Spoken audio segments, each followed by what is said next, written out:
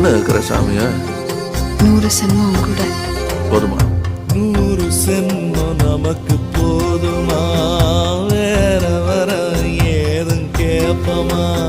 சகாவரம் கேப்போம் அந்த சாமிய